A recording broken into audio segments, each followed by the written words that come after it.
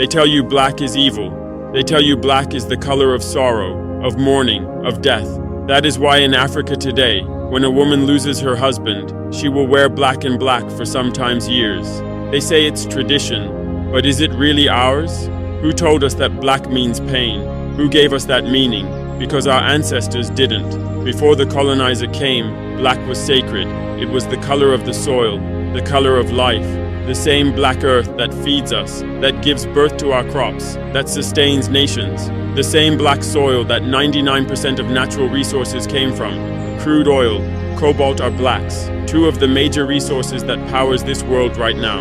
But when they came, they changed everything, not only our borders, not only our beliefs, but even the meaning of our colors, our dreams, our identity.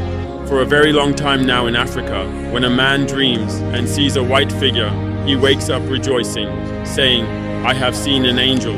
But when he dreams and sees a black figure, it automatically means he had a bad dream or have seen a demon. That is how deep colonization has gone, not just into our lands, but into our minds. We no longer believe in ourselves. We no longer believe anything good can come from us. That's why today, in Africa, a man will sell his vote for just $1, sometimes even smaller, because deep down, he already believes nothing will change. He isn't expecting anything from the leader he voted for.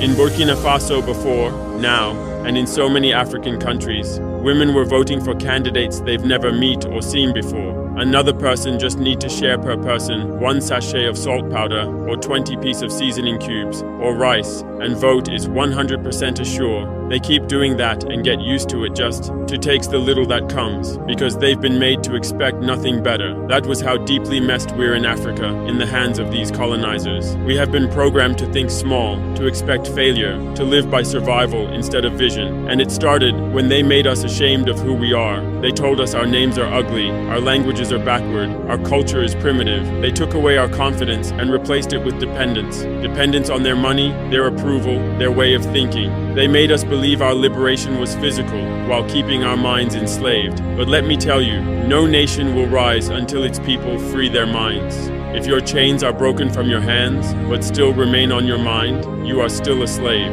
We must decolonize the African mind. We must stop worshiping everything foreign and start believing that greatness can be born from our own soil. Because the true independence of Africa will not come from elections, nor from the West.